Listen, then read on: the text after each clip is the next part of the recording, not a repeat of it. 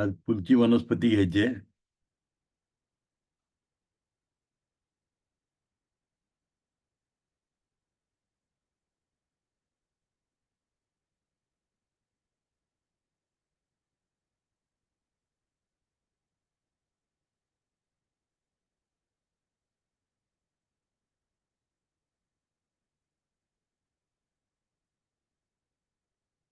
सिंचना सुचिरुबा. सिंचना सुचिरुबा. याला प्युरिव्हियन बार्क असं पण म्हणतात.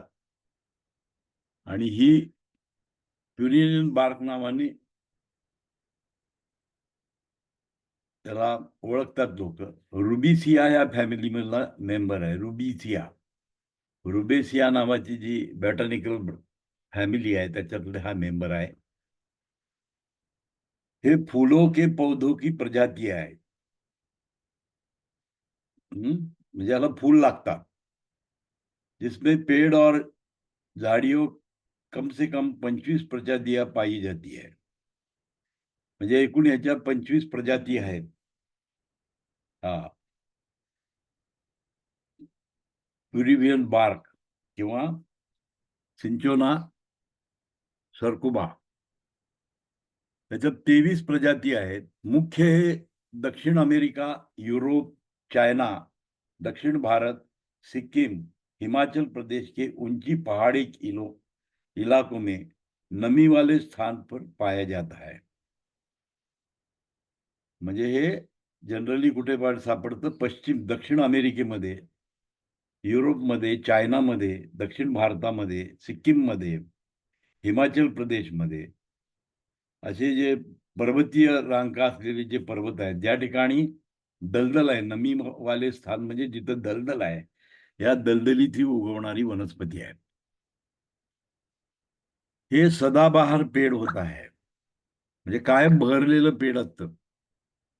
ये पौधा हर प्रकार की परिस्थिती में ग्रोथ करता है.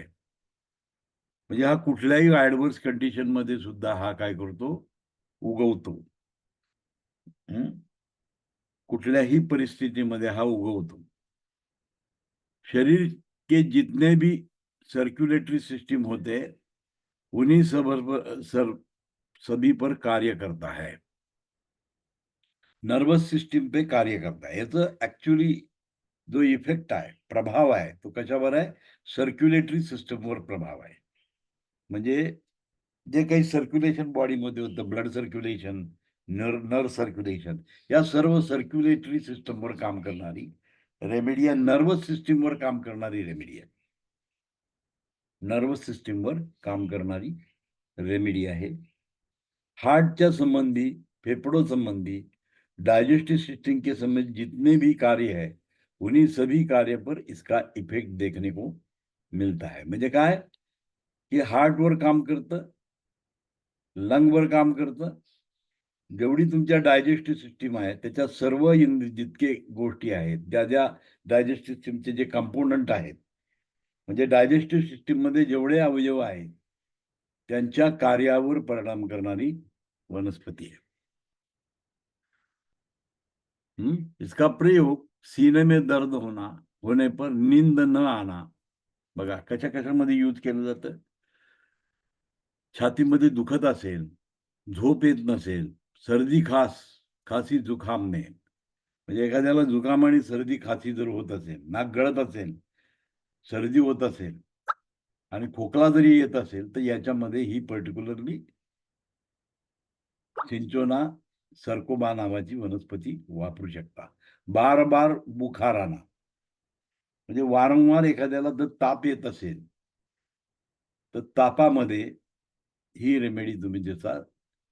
सिंचोना सर्कोबा याचा वापर तुम्ही करू शकता. जॉन्डिस मध्ये उपयोग आहे. भूक की कमी होणे पर, ज्याला भूक लागत नसेल, ज्याला भूकच कमी आहे, अशा व्यक्तीवर सुद्धा हा सिंचोना सर्कोबा काम करत असतो. किया जाता है. कभी कभी पॉजिटिव में गर्भवती महिला ने बच्चे को दूध पिलाने वाला महिला को नहीं करना चाहिए. बघा या ठिकाणी वॉर्निंग दिले. काय वॉर्निंग दिलेली आहे की जी गर्भवती महिला आहे, बवासीर में, बघा गर्भवती महिला आहे आणि जी लहान मुलांना दूध पाजत असेल, अशा महिलांना पॉझिटिव्ह मध्ये ही द्यायची नाही. लक्षात आलं का? सिंचोना सर्कोबा पॉझिटिव्ह मध्ये कधीही गर्भवती स्त्री ज्याच्यावर स्तनपान करते मूल, अशा बायकांना ती द्यायची नाही. पॉझिटिव्ह मध्ये द्यायची, निगेटिव्ह मध्ये देऊ शकता, पॉझिटिव्ह मध्ये देऊ शकत नाही. इसका उपयोग बवासीर, वेरिकोस नसों और पैर में एडन सहित रक्त वाहिना को विकारों में के लिए किया जाता है. याचा पर्टिक्युलर उपयोग कशाचा केला जातो?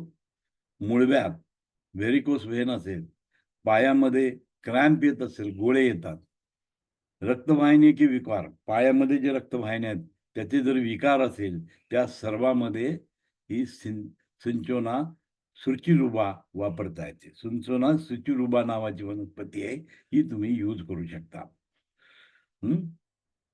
गॅस्ट्राइड मध्ये वापरू शकता, कोलॅटिस मध्ये वापरू शकता, पेट फुलणे में, ज्याचं पोट फुगतंय अशा व्यक्तीमध्ये सुद्धा हे वापरता येतं. स्टमक के सभी विकारों में, पोटाचे जेवढे आजार आहेत त्या सर्व आजारामध्ये वापरली जाते. हेमोराइड्स में, हेमोराइड म्हणजे काय? हेमोराइड म्हणजे मूळव्याधीचे मोड, जिथं मूळव्याधीचे मोड येतात त्या मोडावर पण वापरता येते. व्हेरिकोस व्हेन मध्ये वापरू शकता. एखाद्याला व्हेरिकोस व्हेन झालेला असेल, व्हेरिकोस व्हेन म्हणजे काय? डिसीज ऑफ व्हेन्स, पायामधल्या ज्या व्हेन्स असतात त्याच्यामध्ये प्रॉब्लेम होतो, त्यामध्ये ही सिंचोना सुचिरुबा वापरू शकता. सिंचोना सुचिरुबा तुम्ही त्या ठिकाणी वापरू शकता. इन्फ्लुएन्झा में, म्हणजे एखाद्याला फ्लू झालेला आहे त्याच्यामध्ये, स्वाईन फ्लू मध्ये, स्वाईन फ्लू मध्ये सुद्धा वापरू शकता. कोल्ड, कॉमन कोल्ड म्हणजे सर्दी, थंडी वाजून सर्दी होणे किंवा असं जे येतं कॉमन कोल्ड असतं, त्यावेळेला सुद्धा सिंचोना सुचिरुबा तुम्ही वापरू शकता. मलेरियन बुखारमध्ये, मलेरियन बुखार याचा अर्थ काय? थंडी वाजून ताप येणे, अतिशय थंडी वाजते आणि मग टेम्परेचर यायला लागतं. अशा प्रकारची जी कंडिशन आहे, थंडी वाजून ताप येणे, मलेरियन बुखार म्हणण्यापेक्षा सुद्धा थंडी वाजून ताप जो येतो, त्याच्यामध्ये सिंचोना सुचिरुबा वापरू शकता. सिंचोना सुचिरुबा त्याच्यामध्ये यूज करू शकता. थंडी वाजून ताप येतो त्याच्यामध्ये. आता मलेरियन बुखार is one of the thing आहे, मलेरियातला एक भाग आहे तो. मलेरियन बुखारची ती कॅरेक्टरिस्टिक जर बघितली मलेरियन बुखारमध्ये, थंडी वाजून ताप येतो. आधी थंडी, प्रचंड थंडी वाजते आणि नंतर टेम्परेचर येतं. ही जी कंडिशन आहे ही मलेरियन बुखारामध्ये येते आणि ताप उतरतो पुन्हा येतो, वारंवारिता त्याच्यामध्ये असते. थंडी वाजून ताप, पण त्याचं टिपिकल लक्षण काय असतं? थंडी वाजून ताप येणे. त्याच्यामध्ये तुम्हाला सिंचोना सुचिरुबा यूज करता येते. माउथ व थ्रोट, तोंडाचा, गळ्याचा कॅन्सरमध्ये उपयोग केला जातो. सिंचोना सर्कोबा कशामध्ये? सुचिरुबा तुम्हाला माउथ कॅन्सर, थ्रोट कॅन्सरमध्ये तुम्ही त्याचं वापरू शकता. सिंचोना सुचिरुबा. लिव्हर के एनलार्जमेंटने, ज्याची यकृत वाढलेलं आहे, ज्याचं लिव्हर एनलार्ज झालेलं आहे. आता एनलार्ज होण्याचं काम काय? लिव्हर सिरोसिस मध्ये पण एनलार्ज होतं, किंवा लिव्हरला जर सूज आली तर त्याच्यामध्ये सुद्धा त्याचा साईज वाढतो. तर अशा वेळेला पाल्पिटेशन, राईट साईडला जर तुम्ही बरगड्याच्या खाली जर तुम्ही पाल्पिट करून बघितलं तर हाताला ते लागतं आणि तिथे काय होतं? दुखतं त्यांना. म्हणजे हे लिव्हर एनलार्जमेंट झालेलं असतं. तसं स्प्लीन एनलार्जमेंट मध्ये सुद्धा वापरू शकता. सिंचोना सुचिरुबा तुम्हाला वापरता येतं त्याच्यामध्ये. सिंचोना सुचिरुबाचा उपयोग करू शकता लिव्हर एनलार्जमेंट मध्ये, स्प्लीन एनलार्जमेंट मध्ये. मसल क्रॅम्प मध्ये वापरू शकता. पायामध्ये जर गोळे कुणाच्या येत असतील, क्रॅम्प येत असतील, अशा वेळेला तुम्ही सिंचोना सुचिरुबा वापरू शकता. किया जाता है म्हणजे त्याच्यामध्ये तुम्हाला वापरता येतं. हे अँटी इन्फेक्टिव्ह रेमेडी होती आहे. म्हणजे कुठेही इन्फ्लामेशन आलं, इन्फेक्शन झालं, तर त्याला विरोध करणारी रेमेडी आहे. गॅस्ट्रिक अल्सरमध्ये वापरू शकता, डिओडिनल अल्सरमध्ये वापरू शकता. गॅस्ट्रिक अल्सर म्हणजे स्टमकचा, डिओडिनल म्हणजे स्मॉल इंटेस्टाईनचा. मध्ये अल्सर जर असेल तर त्या अल्सरवर चांगलं काम करते, बहुत अच्छा कार्य करते है. यह अँटी ट्यूमर रेमेडी के रूप में कार्य करते है. कुठेही ट्यूमर गाठ तयार झाली तर त्या गाठीला रोखण्याचं काम अँटी ट्यूमर म्हणूनही काम करू शकतं. ज्वरनाशक आहे. एखाद्याला ताप आलेला आहे, तो ताप कमी करण्यासाठी वापरला जातो. दाहनाशक, अंगाचा दाह होतो कधी-कधी, तर बर्निंग सेन्सेशन असतं अंगामध्ये.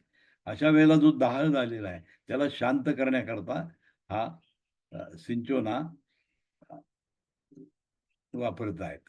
हं. सिंचन सुचिरुबा तुम्ही वापरू शकता त्याच्यासाठी. त्यानंतर पसीना लाने वाली, म्हणजे एखाद्याला घामच जर येत नसेल, तर तुम्ही सिंचोना सिचुरोबा पॉझिटिव्हमध्ये जर दिला, पॉझिटिव्ह रेमेडीमध्ये दिलं, तर त्याला घाम यायला सुरुवात होते. अतिसार, पीलिया, पित्त पैंथरी में लाभ होता है. अतिसार, अतिसार ज्याला आव होते, अमिबाइक डिसेंट्री ज्याला लागते, अमिबाइक डिसेंट्री ज्या व्यक्तीला असते, त्याच्यामध्ये सिंचोना सुचिरोबा तुम्ही वापरू शकता. पित्त पॅन्ट्रीमध्ये गॉलस्टोन ज्याला होतो त्याच्यामध्ये सुद्धा तुम्ही ही वनस्पती यूज करू शकता. स्टमक के सिक्रीशन को बढ़ाने का कार्य करती है. म्हणजे स्टमकमध्ये जे काही सिक्रीशन आहे त्याला वाढवण्याचं काम करते. एंटासिड के सिक्रीशन को कम करने का कार्य करती है. म्हणजे जे ऍसिडिटी स्टमकमध्ये जे ऍसिड सिक्रीशन जे होत आहे त्याला कमी करण्याचं कार्य ही वनस्पती करते. सिंचोना सुक्रोबा ही वनस्पती ते काम करते.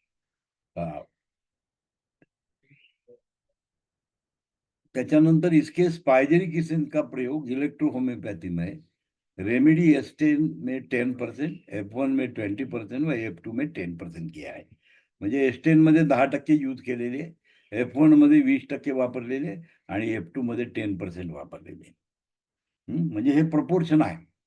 ते ज्या वेळेला ती रेमेडीज आपण बनवतो, एस्टेन जेव्हा बनवतो, त्याच्यामध्ये 10% हे काय घातलेलं आहे, हा सिंचोना सुचोरोबा यूज केलेला आहे. F1 मध्ये 20% आहे आणि F2 मध्ये 10% आहे. तर या पद्धतीनं त्याचा यूज केलेला आहे. आता त्याच्या पुढची जी वनस्पती आहे ती सिंचोना कॅलिसिया. सिंचोना सुचोरोबा आणि सिंचोना कॅलिसिया या दोन वनस्पतीमध्ये काम केलेलं आहे. ऍक्च्युली हनीमननी जेव्हा आपला होमिओपॅथीचा शोध लावला, त्यावेळेला हा सिंचोना बार त्यांनी पहिल्यांदा वापरला होता. सिंचोना बारचं संशोधन करत असताना, स्टडी करत असताना लॅबमध्ये त्याला असं गुण आढळला, की सिंचोना बार घेतल्यानंतर, हे सिंचोना बार म्हणजे दोन्ही आलं, सिंचोना कॅलिसिया आणि सिंचोना सुचोरोबा या दोन्हीही वनस्पती त्यांनी घेतल्यानंतर, मोठ्या प्रमाणामध्ये त्यांनी सेवन केल्यानंतर, त्याला मलेरियाची लक्षणं आढळली. की थंडी वाजून ताप येणे, हे जे काही मलेरियाचं लक्षण आहे, तोपर्यंत मलेरियावर औषधच नव्हतं. तोपर्यंत काय नव्हतं? मलेरियावर औषधच नव्हतं. तोपर्यंत मलेरियावर काय होतं? मेडिसिनच नव्हतं मलेरियावर. तोपर्यंत मलेरियावर मेडिसिनच नव्हतं. म्हणजे थंडी वाजून ताप येण्याचा जो प्रक्रिया आहे त्याच्यामध्ये ॲलोपॅथीमध्ये सुद्धा मेडिसिन नव्हतं. मग हे प्रयोग करत असताना सिंचोना बारवर आता प्रयोग कसा केला गेला, तर त्याच्या मागची हिस्ट्री अशी होती, की ट्रायब्युलन्समध्ये जे ट्रायब्युलन्स म्हणजे आपले आदिवासी जे लोक आहेत, हे आदिवासी लोक फिवरसाठी या वनस्पतीचा वापर करत होते. त्यामुळं बायोकेमिस्ट्री करणारे जे लोक होते किंवा हनीमन सारखे जे लोक होते, त्यांनी काय केलं, की ही जर वनस्पती लोक ताप उतरवण्यासाठी जर वापरत असतील, तर आपण का वापरू नये? हॅलो? तर ताप कोणाचा माईक चालू आहे? बंद करा प्लीज. तर ताप येताना काही वनस्पतीनं ताप उतरतो. मग त्यांच्यावर प्रयोग करायला सुरुवात केली त्यांनी. आणि त्यांनी निरोगी माणसाला सिंचोना बार दिला. निरोगी माणसाला सिंचोना बार दिल्यानंतर पॉझिटिव्हमध्ये प्रूव्हिंग ऑफ द मेडिसिन. होमिओपॅथीमध्ये जे प्रूव्ह केलं जातं मेडिसिन, कुठलंही मेडिसिन जेव्हा ते वापरतात, तेव्हा ते प्रूव्हिंग म्हणतात त्याला.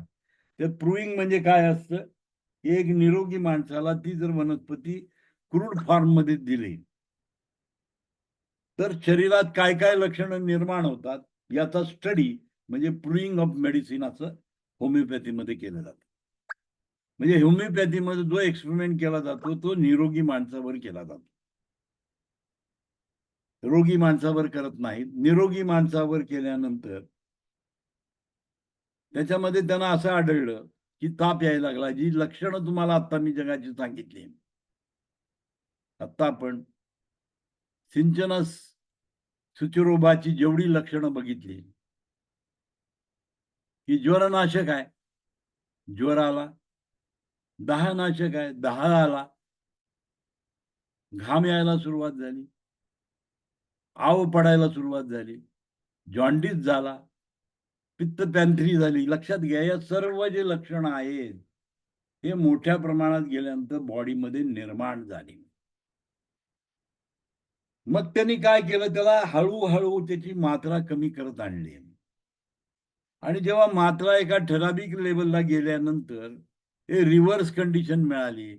म्हणजेच काय झालं, अँटी इन्फ्लेमेटरी काम करायला लागलं. अँटी ट्यूमर सारखं काम करायला लागलं. ज्वरनाशक झालं, दाहनाशक झालं, घाम यायला सुरुवात झाली. आव अतिसार बंद झाला. पिलिया कमी झाल्या, पित्तची पॅन्थरी कमी झाली. आणि मग त्यांनी त्याचं प्रूव्हिंग केलं, की ही वनस्पती मलेरियन फीव्हरसाठी यूज आहे. आणि मग लोकांनी ती मलेरियासाठी औषध म्हणून ते वापरायला सुरुवात केली. तर सिंचोना बारची कथा आहे, की ज्याच्यामध्ये पहिल्यांदा होमिओपॅथीचा सिद्धांत लॉ ऑफ सिमिला, पॅरासेल्सियस नावाचा एक पादरी होता. म्हणजे प्रिस्ट होता, एक धर्मगुरू होता ख्रिश्चनांचा. त्याने पहिल्यांदा ही संकल्पना मांडली, लॉ ऑफ सिमिला. म्हणजे समानतेने समानतेला नष्ट करणे, हे प्रिन्सिपल त्या पॅरासेल्सियसनी डेव्हलप केलं. पॅरासेल्सियसनी हे प्रिन्सिपल दिलं, की लॉ ऑफ सिमिला चा सिद्धांत त्यांनी दिला, की समानतेने समानतेला नष्ट करणे. म्हणजे ज्यानी लक्षणं निर्माण होतात, तेच लक्षणं त्याला संपवण्यासाठी मदत करतात. हा त्याचा सिद्धांत आहे आणि त्याच्यावर ते प्रूव्हिंग करत होते. Doctor Hahnemann has followed. Hahnemann एक स्वतः ॲलोपॅथी तज्ञ होता, परंतु त्याच्या घरामध्ये काही इन्सिडेंट झाले आणि त्या इन्सिडेंटमुळं ॲलोपॅथीला फेडअप झाला. ॲलोपॅथी तज्ञ असलेल्या व्यक्तीला काय झालं, फेडअप झाला, की आपण ते बरं करू शकत नाही. या भावनेतून त्याने काय केलं, होमिओपॅथीचा जनक झाला. होमिओपॅथी सायन्स डेव्हलप केलं त्यांनी. म्हणजे necessity is mother of invention म्हणतात. काळाची गरज असते आणि अशा वेळेला जे काही संशोधन होतं ते उच्च प्रकारचं संशोधन असतं. जे limitation the old science, old medical सायन्समध्ये जी काही लिमिटेशन्स आहे, त्याला ओव्हरकम करण्यासाठी रिसर्च केला जातो आणि या रिसर्चची परिमिती नवीन सायन्स तयार होण्यास मदत करते. आणि नवीनला कायमच विरोध असतो. आपल्या समाजाची रीतच आहे. एखादी नवीन गोष्ट आणली, की जे जुने लोक असतात, ते त्याला विरोध करत राहतात. आणि डॉक्टर हनीमननी त्यात त्याचा शोध लावला. पॅरासेल्सिसच्या सिद्धांतावर त्यांनी हे काम केलं. आणि त्याने प्रूव्हिंग ऑफ मेडिसिन काम करायला सुरुवात केली. अनंत वनस्पती, की ज्याच्या प्रॉपर्टीज आदिवासी लोकांना माहीत होत्या. जंगलामध्ये राहणारे जे आदिवासी होते, त्या लोकांना माहित होतं की हे घेतल्यानंतर हे होतं, हे घेतल्यानंतर हे होतं, ह्यानी ताप कमी होतो, हे खाल्ल्यानंतर पोट दुखायचं थांबतं, हे खाल्ल्यानंतर डोकं दुखायचं थांबतं. ही जी काही इन्फॉर्मेशन ट्रायब्युन्समधनं मिळते, याच्यावर संशोधक काय करतात? संशोधन करतात. म्हणजे कुठेतरी वनस्पती ही जगामध्ये उपलब्ध आहे. निसर्गाने निर्माण केलेली वस्तू आहे की त्याचा इफेक्ट. आणि आयुर्वेदाने एकच प्रिन्सिपल देऊन टाकलं की प्रत्येक जे जगामध्ये जेवढं द्रव्य आहे त्याला गुणधर्म आणि कर्म असतात. आणि म्हणून आयुर्वेदामध्ये मटेरियल क्लासिफिकेशन करत असताना 3 गोष्टीचा विचार केला गेला. त्याचा वीर्य काय आहे, त्याचा प्रभाव काय आहे आणि त्याचा विपाक काय आहे. म्हणजे कुठल्याही वनस्पतीचं अनालिसिस करत असताना या 3 गोष्टीवर अनालिसिस केलं गेलं. की वीर्य म्हणजे काय, की आता खाल्ल्यानंतर पोटामध्ये काय निर्माण होतं. मग शीतवीर्य आहे का उष्णवीर्य आहे. काही गोष्टी तुमच्या शरीरामध्ये उष्णता तयार करतात, काही गोष्टी तुमच्या शरीरामध्ये थंडावा तयार करतात. तो हे त्याचं वीर्य झालं. त्याचा प्रभाव असा असतो की शरीरामध्ये कुठलेही ऑर्गन्स आहेत, शरीरामध्ये जे अवयव आहेत, शरीरामध्ये ज्या पेशी आहेत, त्याच्यावर त्याचा प्रभाव होतो. म्हणजेच काय, त्याचं फंक्शन कमी किंवा जास्त केलं जातं. त्याचं कार्य कमी किंवा जास्त केलं जातं किंवा त्याच्या एनाटॉमिकल स्ट्रक्चरमध्ये चेंज होतो. याला आपण प्रभावाचा शब्द वापरतो. आयुर्वेदामध्ये प्रभावाचा विचार केला गेला. आयुर्वेदिक वनस्पती शास्त्रामध्ये मटेरियल मीडिया ऑफ आयुर्वेदा, द्रवगुण विज्ञान म्हणतात त्याला, की द्रव्याचं एक विज्ञान आहे. आणि या विज्ञानामध्ये प्रत्येक वनस्पतीचा अभ्यास या लेवलला केला जातो. कुठलंही द्रव्य घेतलं तर त्याला कर्म आणि गुणधर्म हे असतातच. ही आयुर्वेदाची प्रॉपर्टी आहे. ज्याने अॅक्युपंक्चर शिकलेलं आहे, संस्थांमध्ये जे अॅक्युपंक्चर करतायत, अॅक्युप्रेशर जे संस्थांचा कोर्स केलेले जे लोक आहेत, ज्यांना आयुर्वेदिक अॅक्युप्रेशर नावाचा विषय आहे, त्याच्यामध्ये सेकंड सेमिस्टरमध्ये द्रवगुण विज्ञानाचा अभ्यास आहे. तर त्या द्रवगुण विज्ञानामध्ये हेच सांगितलं की कुठलाही पदार्थ कर्म आणि गुणधर्माशिवाय असूच शकत नाही. म्हणजे प्रत्येक वस्तूला काय आहे, त्याची वस्तूची अस्तित्व त्याच्यावर अवलंबून आहे. की त्याला कर्म आहेत आणि गुणधर्म आहेत. एक कर्म काहीतरी करतो, प्रभाव म्हणजे त्याचं कर्म आहे. वीर्य हे त्याचं कर्म आहे. विपाक हे त्याचा प्रभाव. विपाक हे आफ्टर डायजेशन आहे. म्हणजे डायटरी व्ह्यू कन्सिडर केलं तर तो विपाकाशी संबंधित. पण त्याचे कर्म आणि त्याचा जो प्रभाव आहे इम्पॉर्टंट आहे. आणि मग डॉक्टर हानिमननी असं सिद्ध केलं की ही जर निरोगी व्यक्तीला जर वनस्पती दिली तर याच्यामध्ये ही लक्षणं निर्माण होतात. आणि मग पॅरासिल्जेसचा सिद्धांत काय सांगिततो, ही लॉ ऑफ सिमिला. म्हणजे ज्या गोष्टीमुळे शरीरामध्ये लक्षणं निर्माण होतात त्याच वनस्पतीने पुन्हा आपण बरं करू शकतो. And it depend upon the dosology of the material. तुम्ही डोस किती घेता त्याच्यावरती सगळं अवलंबून असतं. तर हा होमिओपॅथीचा सिद्धांत आहे. आता जेव्हा काउन्सी जर मॅटीने याचं कन्सिडरेशन केलं, होमिओपॅथीचा अभ्यास केला, आयुर्वेदाचा अभ्यास केला, युनानी सायन्सचा अभ्यास केला, अॅक्युपंक्चरचा अभ्यास केला, ॲलोपॅथीचा मेडिसिनचा अभ्यास, ॲलोपॅथीचा पण अभ्यास केला, अॅनाटॉमी फिजिओलॉजीचा, हे सर्व अभ्यास केल्यानंतर तो निष्कर्षापर्यंत पोहोचला की law of similia is okay. Law of similia हा बरोबर आहे, परंतु आयुर्वेद काय सांगतं, कॉम्प्लेक्स हा सांगतं. सिंगल रेमेडी नाही, आयुर्वेदामध्ये कॉम्बिनेशन केलं जातं. युनानीमध्ये सुद्धा काय केलं जातं, कॉम्बिनेशन. हॅलो, हा बोला. हो, क्लास चालू आहे. बोला. पप्पांना घेऊन जायचं होता म्हणून फोन केला. हा हा हा हा हा. येऊ दे, दुपारी येऊ दे की. आणि आता निघाले तिथनं, मग ते फोन लागला नाही. मग म्हटलं त्यांना क्लास तर 10 वाजेपर्यंत चालू राहणार ना हा क्लास. होय होय. हा हा हा हा चालेल. तर हे त्याच हे आहे की सिक्रेशन म्हणजे आपण डॉक्टर हनीमननी जे काही सिद्धता केली त्याच्यावर त्यांनी काय सांगितलं की बाबा कॉम्प्लेक्सचा यूज करावा लागतं. Disease human body is a complex. मानवी शरीर हे अतिशय कॉम्प्लेक्स सिस्टम आहे आणि जो काही रोग होतो शरीरामध्ये त्याच्यामध्ये कॉम्प्लेक्स लक्षणं असतात. सिंगल लक्षण असू शकत नाही. कॉम्प्लेक्स आहे. Disease are complex. Disease etiology complex आहे. त्यामुळं कॉम्बिनेशन करणं गरजेचं आहे आणि हे कॉम्बिनेशन त्यांनी तयार केलं आणि 38 रेमेडी तयार केल्या. होमिओपॅथीच्या पुढे जाऊन हा सिद्धांत काढला कारण होमिओपॅथी गॉट अ लिमिटेशन.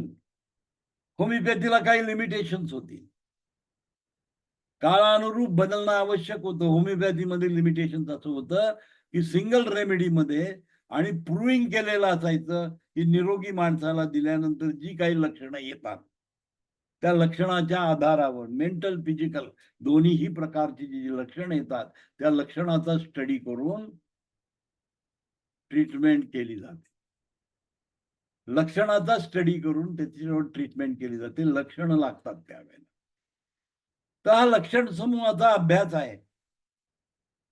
होमिओपॅथीमध्ये लक्षणाला फार महत्व आहे आणि म्हणून काय आहे case study is very important in homoeopathy. होमिओपॅथीमध्ये केस स्टडी करावा लागतो की प्रत्येक लक्षण बारकावे तुम्हाला बघावे लागतात आणि 4000 मेडिसिन मधून औषध शोधून काढून त्याला दिलं जातं आणि त्यामुळं इमर्जन्सी कंडिशन मध्ये होमिओपॅथी फेल होतं.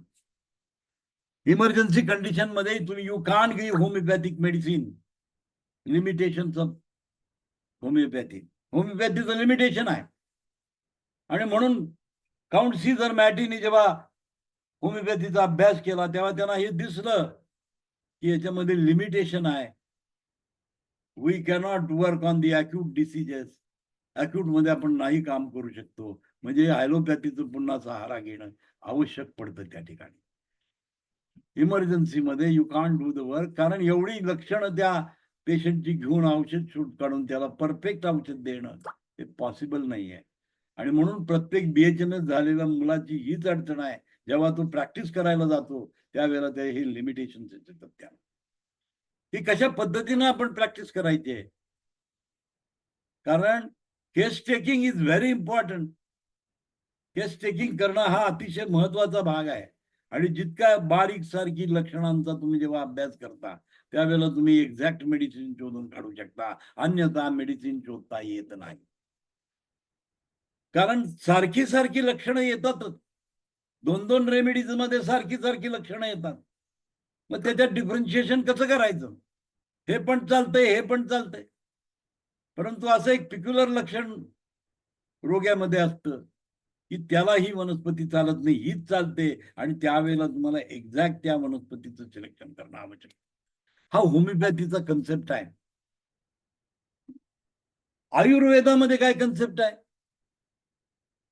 मी कन्सेप्शन लेवलला का सांगतो तर आयुर्वेदामध्ये वात पित्त कफ वात पित्त का आणि म्हणून ते काय म्हणतात की सिंगल जर प्रॉब्लेम असेल तर इझिली आयुर्वेद करू शकता तुम्ही. सिंगल म्हणजे वात वृद्धी झालेली आहे, कफ वृद्धी झालेली आहे, पित्त वृद्धी झालेली आहे.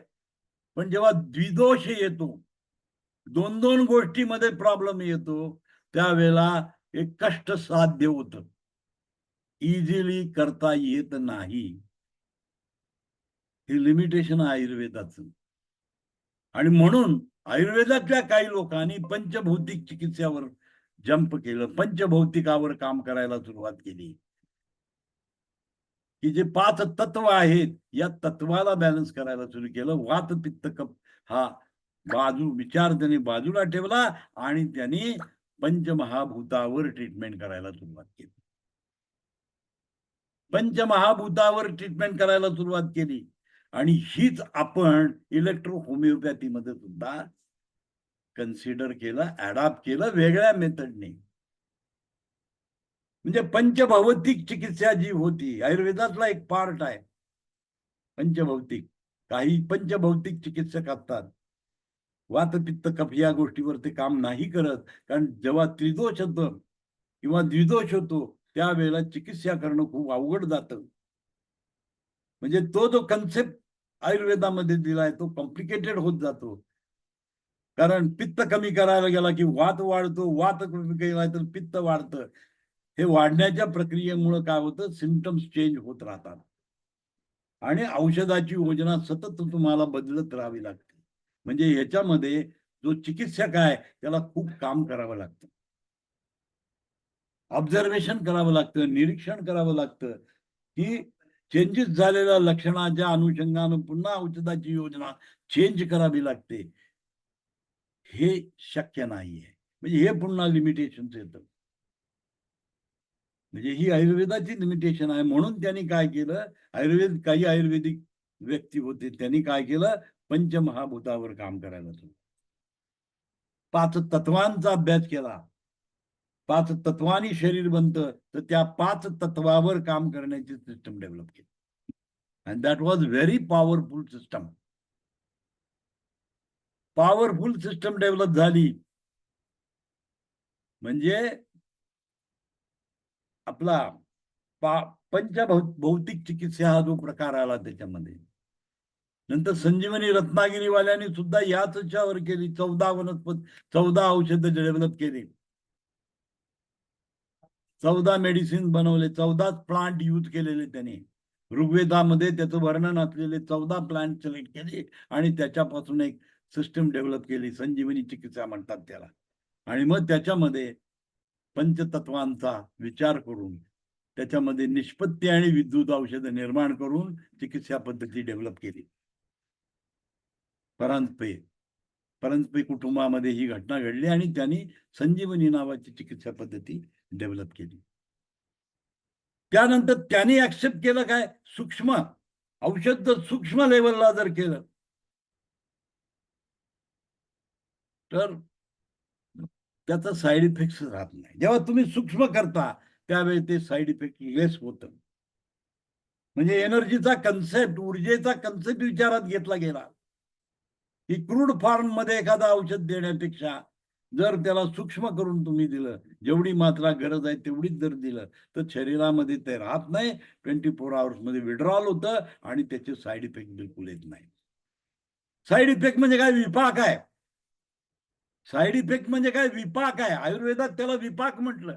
After digestion what residue will remain in the human body that gives you the symptom. म्हणजे एखादा पित्तकर पदार्थ खाल्ल्यानंतर तो डायजेस्ट झाल्यानंतर पित्त होतं, हा विपाकाचा पार्ट आला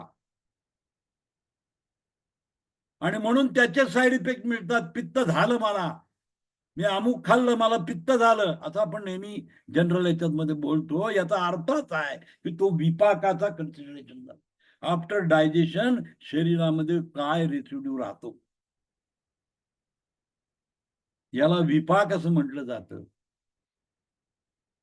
मग त्याचं क्लासिफिकेशन या लोकांनी केली. कार्बोहायड्रेट, व्हिटॅमिन्स, मिनरल हे सगळं त्याचं क्लासिफिकेशन ह्याच्यात सुरू झालं. कशामध्ये, डाएट मध्ये आलं. शरीराला लागणारे घटक या अन्नातून मिळतात. हे जे मिळतं हे कसं मिळतं, आफ्टर डायजेशन होतं. या गोष्टी आफ्टर डायजेशन या गोष्टी तुम्हाला उपलब्ध होतात. म्हणजे विपाक हा कन्सेप्ट आयुर्वेदाने दिलाय तो आहे. त्याला विपाक म्हटलं जातं आणि side effect of the drug असतो तो विपाकामध्ये येतो. म्हणजे पॅरासिटामॉल खाल्लं, पेन किलर तुम्ही खाल्लं तर त्याचं रूपांतर पित्तामध्ये होतं. मग पित्ताचे गुणधर्म काय, आयुर्वेदाने पित्ताचे गुणधर्म सांगितलेत, अग्नितत्वाचे गुणधर्म सांगितले. ते गुणधर्म काय आहेत, तर ते गुणधर्म आहेत की बर्निंग सेन्सेशन, जळजळ उत्पन्न करणे. दुसरा गुणधर्म आहे रक्ताचा प्रवाह वाढवणे. म्हणजे जे लक्षण जी आहेत ती काय करतात, हे समजून घेणं गरजेचं आहे. म्हणजे कुठल्याही द्रव्याचा जेव्हा तुम्ही अभ्यास करता, वनस्पतीचा अभ्यास करता, त्यावेळेला त्याचे विपाक काय आहे, त्याचं वीर्य काय आहे आणि त्याचा प्रभाव काय आहे, ह्या क्लासिफिकेशनवर आपल्याला जावं लागतं.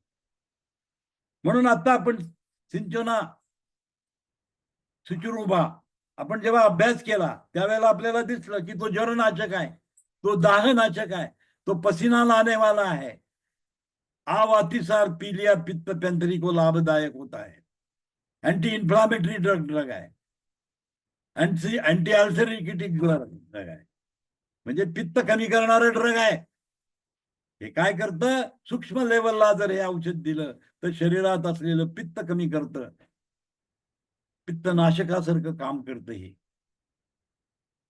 म्हणजे हा काय आहे त्याचा, हा त्याचं वीर्य आहे, त्याचा प्रभाव आहे.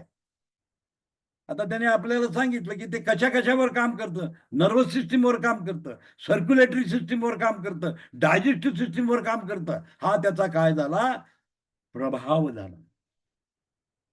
कुठल्या सिस्टमवर जाऊन काम करतं, कुठल्या अवयवावर जाऊन काम करतं, हा त्याचा प्रभाव आहे. म्हणजे आयुर्वेदामध्ये त्यांनी तो प्रभाव सांगितलेला आहे. म्हणजे क्लासिफिकेशन, कुठल्याही द्रव्याचं क्लासिफिकेशन करत असताना वीर्य, विपाक आणि प्रभाव या 3 गोष्टीवर आपल्याला काम करावं लागतं. आणि आयुर्वेदाने असा सिद्धांत दिलेला आहे की कुठलंही द्रव्य कर्म आणि गुणधर्म असल्याशिवाय असू शकत नाही. म्हणजे द्रव्याचं अस्तित्व त्याच्या कर्म आणि त्याच्या गुणधर्मावर अवलंबून असतं. हा आयुर्वेदाचा सिद्धांत आहे. आणि हाच सिद्धांत वनस्पती शास्त्राचा अभ्यास करत असताना आपल्याला लावावा लागतो.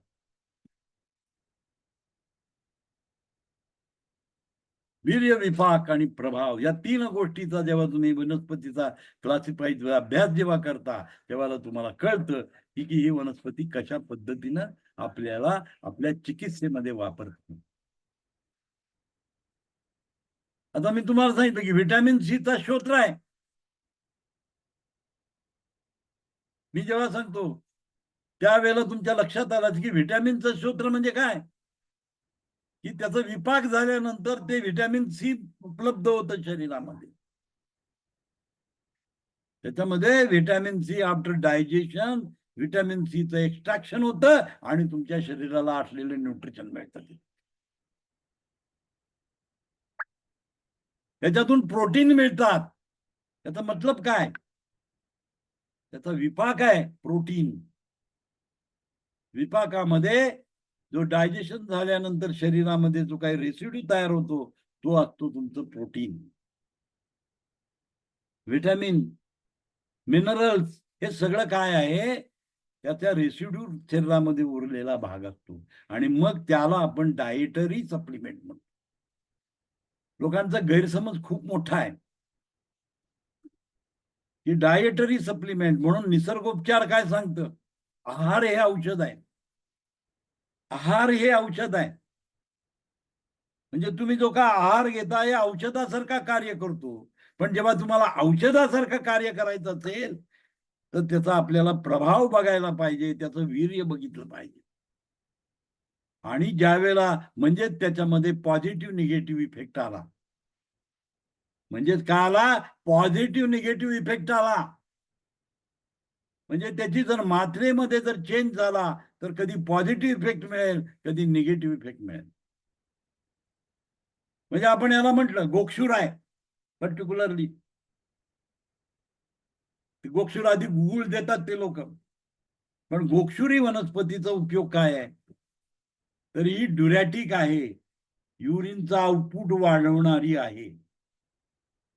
हा पॉझिटिव्ह इफेक्ट आहे. त्यावेळेला अभिप्रेत असतं की युरिनला कमी करण्याचं सुद्धा ती वनस्पती काम करते. पण मात्रा जर बदलली तर एकामध्ये वाढेल, एकामध्ये कमी होईल. हाच सिद्धांतावर आपली सिस्टम बेस्ड आहे. The positive effect of the medicine and the negative effect of the medicine. Medicinal प्लांटचा पॉझिटिव्ह इफेक्ट काय आणि निगेटिव्ह इफेक्ट काय, हे होमिओपॅथीची देण आहे. होमिओपॅथीने ते सिद्धांत सांगितला. होमिओपॅथीच्या संशोधनातून निघालेला सिद्धांत आहे की जी एखादी वनस्पती आपली पॉझिटिव्ह टाईप मध्ये जर आपण घेतली तर ही लक्षणं त्याच्यामध्ये निर्माण होतात. म्हणजे त्याचा प्रभाव कुठल्या तरी ऑर्गनवर तयार होतो. म्हणजे समजा पित्त वाढतंय, ते खाल्ल्यानंतर पित्त वाढतंय, याचा अर्थ काय झाला? पित्त जिथं जिथं सिक्रेट होत आहे, स्टमकचं सिक्रेशन वाढवलं. जिथं जिथं अग्नितत्वाची वाढ होते तिथं तिथं पित्ताची निर्मिती होते. म्हणजे त्याचा प्रभाव असा झाला की जिथं जिथं पित्त तयार होतं, जिथं जिथं सिक्रेट होतं, त्या अवयवावर याचा परिणाम होतो आणि तो सिक्रेशन वाढवतो. सिक्रेशन वाढवतो. त्याच पण जेव्हा त्याचा विपाकाचा विचार करतो आपण, त्याचा मधुर विपाक सांगितलाय, त्याचा मधुर विपाक सांगितलाय, जो पाचन गणातली जी औषध असतात. पाचन म्हणजे काय? एन्झाईम. पाचन म्हणजे काय? एन्झाईम. ही पचवलं जातं अन्न आणि मग त्याचा जो विपाक असतो तो पित्तकर आहे. म्हणजे डायजेशन नंतर त्याचं कन्व्हर्जन जेव्हा होतं ते पित्तामध्ये रूपांतर होतं. लक्षात आलं का? म्हणजे प्रत्येक गोष्टीचा काय आहे? विपाक आहे. त्याचं शरीरात डायजेशन झाल्यानंतर, केमिकल प्रोसेस मधून गेल्यानंतर, शरीरातल्या केमिकल प्रोसेस मधून गेल्यानंतर त्याचा जो काय उरलेला भाग असतो त्याचा संबंध आपल्या विपाकाची असतो. विपाकाची असतो. हे समजून घ्या. म्हणजे एक डायटरी रोल काय आहे आणि मेडिसिनल रोल काय आहे हा फरक आहे. मेडिसिनल आणि डायटरी रोल मध्ये फरक आहे. आणि म्हणून निसर्गोपचार काय सांगतं? आहार हे औषध आहे. तुमचा जो आहार आहे म्हणजे लवंग आहे, आलं आहे, मीठ आहे, ज्या वेळेला ते औषध म्हणून वापरता तेव्हा त्याची सूक्ष्म मात्रा असते आणि शरीरामध्ये त्याचा प्रभाव काय होतो हा हे कन्सिडरेशन त्याच्यामध्ये केलं जातं.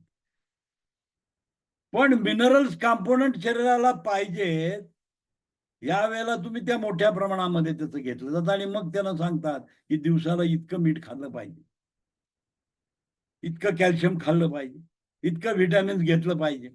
हा त्याचा संबंध डाएटशी असतो. त्याचा मेडिसिन प्रॉपर्टीशी काही संबंध नाही. मेडिसिन प्रॉपर्टी म्हणजे प्रभाव असतो, वीर्य असतं त्याचं. ती मेडिसिनल प्रॉपर्टी आहे. त्यामुळे सिंचोना सुक्रोबा दिल्यानंतर मलेरियन फीवर कमी होतो, ही मेडिसिनल प्रॉपर्टी झाली त्याची. It is not at all concern with the diet. डाएटशी काही संबंध नाहीये याचा. हा 100% त्याचं मेडिसिनल प्रॉपर्टी आहे, प्रभाव आहे. मग आता आपल्याला माहिती आहे की बॉडीमध्ये कोण टेम्परेचर रेग्युलेशन करतो? तर हायपोथॅलॅमस.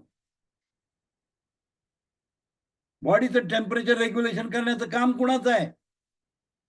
तर हायपोथॅलॅमसचं वर्क आहे. It is the property of hypothalamus. म्हणजे हा सिंचोना सरकोबा जो आहे, सिचोरोबा आहे, हा डायरेक्टली कशावर काम करतो? हायपोथॅलॅमसवर डायरेक्ट जाऊन काम करतो. म्हणजे त्याचा प्रभाव आहे. आणि हायपोथॅलॅमस हे ऑर्गन जे आहे ते बॉडीमध्ये टेम्परेचरला मेंटेन करायचं काम करतं. कारण एंडोक्रानिक आणि नर्वस सिस्टीमचा दुवा आहे. एंडोक्रानिक आणि नर्वस सिस्टीमचा दुवा कोण आहे? तर हायपोथॅलॅमस आहे. म्हणजे बॉडीचं टेम्परेचर एक एंटायटी आहे. टेम्परेचर रिसेप्टॉर्स असतात बॉडीवर. ते काय करतात? मेजर करतात बॉडीचं टेम्परेचर आणि हे मेंदूमध्ये इन्फॉर्मेशन पास होते. ही इन्फॉर्मेशन गेल्यानंतर हायपोथॅलॅमसला सिग्नल दिला जातो की बाबा बॉडीचं टेम्परेचर वाढलेलं आहे, स्वेटिंग करून टेम्परेचर डाऊन कर. ही जी क्रिया आहे ह्या क्रियेवर त्याचं ड्रग डायनामिक्सच आहे की सिंचोना सिचोरोबा हे डायरेक्ट हायपोथॅलॅमसवर काम करते आणि म्हणून टेम्परेचर डाऊन होतं. ड्रग डायनामिक्स, ड्रग काय काम करतं तर हे काम करतं, हे लक्षण आहे. मलेरियन फिवर, थंडी वाजून ताप येण्याची जी प्रक्रिया आहे त्या प्रक्रियेवर कंट्रोल कोण करतं? हायपोथॅलॅमस करतं. हायपोथॅलॅमसचा कंट्रोल आहे त्याच्यावर.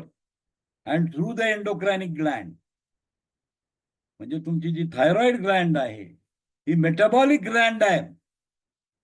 थायरॉइड ग्रंथी ही काय आहे? मेटाबॉलिक ग्रंथी आहे. ते बॉडीचं मेटाबॉलिझम कमी किंवा जास्त करतं. आता मेटाबॉलिझम मध्ये कॅटाबॉलिझम अँड अनाबॉलिझम दोन प्रकार येतात. कॅटाबॉलिझम अनाबॉलिझम. अनाबॉलिझम मध्ये स्टोरेज ऑफ एनर्जी होते, that is called as a potential energy. आणि त्याचं कन्व्हर्जन गतीमध्ये होतं, that is called as a kinetic energy. आणि हेच त्यालाच मेटाबॉलिझम म्हणतो. एक अनाबॉलिक रिॲक्शन आणि एक कॅटाबॉलिक रिॲक्शन. अनाबॉलिक रिॲक्शन काय करते? एनर्जी स्टोअर करते. आणि कॅटाबॉलिझम कधी करतं काम? एनर्जी वर्क जेव्हा आपल्याला करायचं आहे त्यावेळेस आपल्याला एनर्जी पाहिजे असते, दॅट इज कॉल्ड एज कॅटाबॉलिझम. आणि हे अनाबॉलिक कॅटाबॉलिक ऍक्शनवर थायरॉइड ग्रंथी काम करते. It is the Gland of metabolism.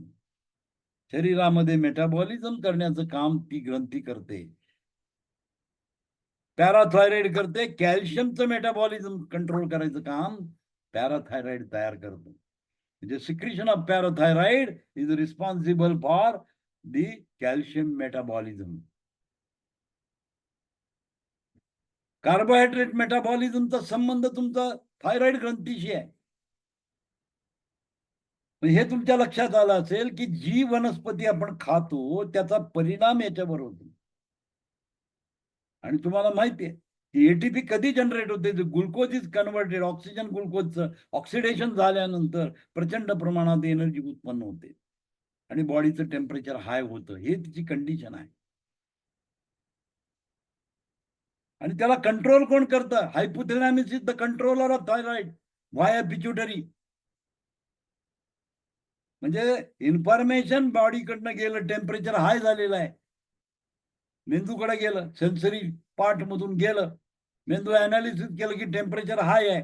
आता काय करायचं आहे? आता मेटाबॉलिझम वाढवायचं आहे. इमिजिएटली काय करतं?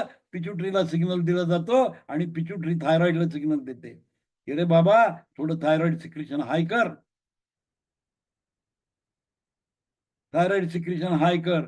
ऑटोमॅटिक थायरॉइड सिक्रेशन हाय झालं की बॉडीमध्ये मेटाबॉलिझम हाय होते. आणि मेटाबॉलिझम हाय झालं की ऑटोमॅटिक सगळे काम होतं. ब्लड सर्क्युलेशन वाढवलं जातं. बॉडीकडे ब्लड सर्क्युलेशन हाय केलं जातं.